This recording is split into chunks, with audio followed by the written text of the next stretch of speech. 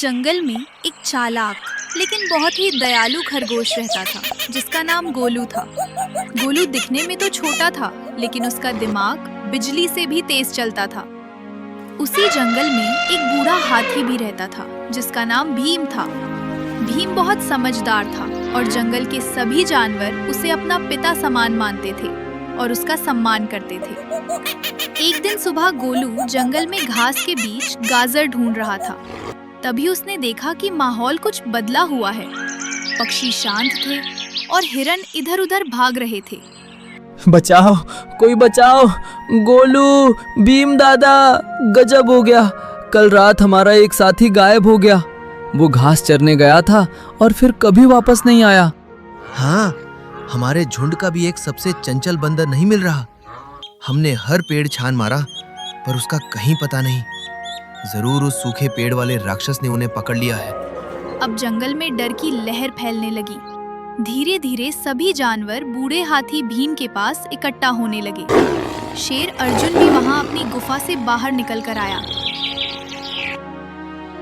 शांत हो जाओ साथियों, रोने चिल्लाने से समाधान नहीं मिलेगा।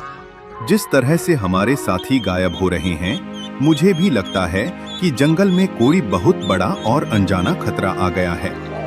भीम दादा, मैंने गौर किया है कि जो भी गायब हुआ है वो उस सूखे पेड़ की दिशा की तरफ गया था।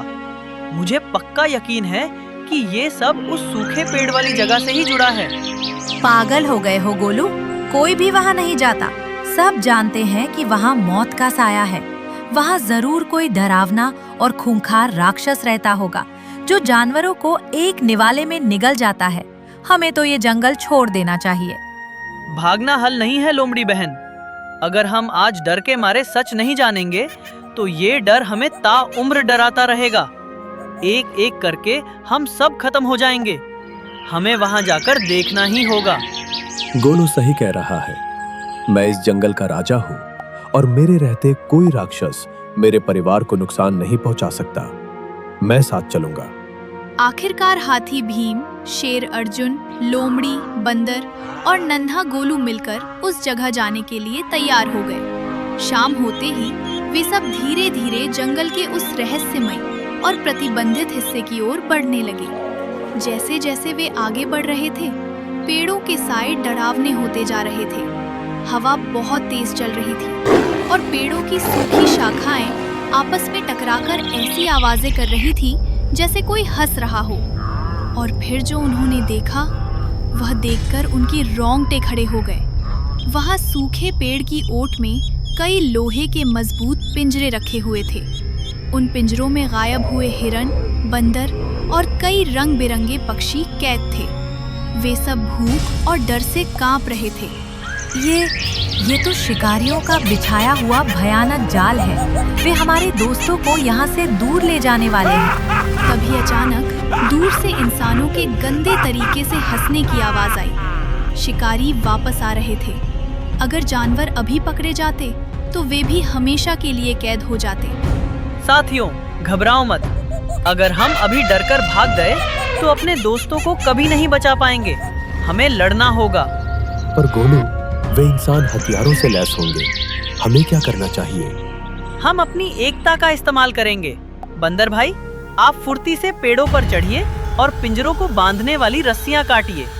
भीम दादा, आप अपनी पूरी ताकत से पिंजरों के दरवाजों को तोड़ेंगे। अर्जुन भाई, आप अपनी सबसे भयानक दहाड़ से शिकारियों का दिल दहला देंगे और मैं उन तालों को कमजोर करने का रास्ता देखूंगा। सबने अपनी अपनी जगह ले ली। बंदर बिजली की गति से पेड़ों पर चढ़ गए और अपने दांतों से रस्सियां कुतरने लगे। हाथी भीम ने अपने भारी पैरों से पिंजरों को धक्का मारना शुरू किया। गोलू ने एक कमजोर ताले को ढूंढ लिया और उसे भारी पत्थर से चोट पहुंचाने लगा। तभी शिकारी वहां पहुंच गए। उनके हाथ में जाल और टॉर्च थी।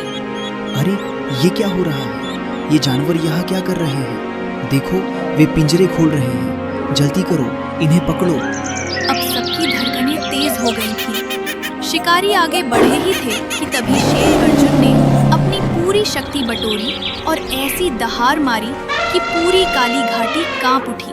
बंदरों ने पेड़ों से बड़े बड़े पत्थर और टहनियां शिकारियों पर फेंकनी शुरू कर दी।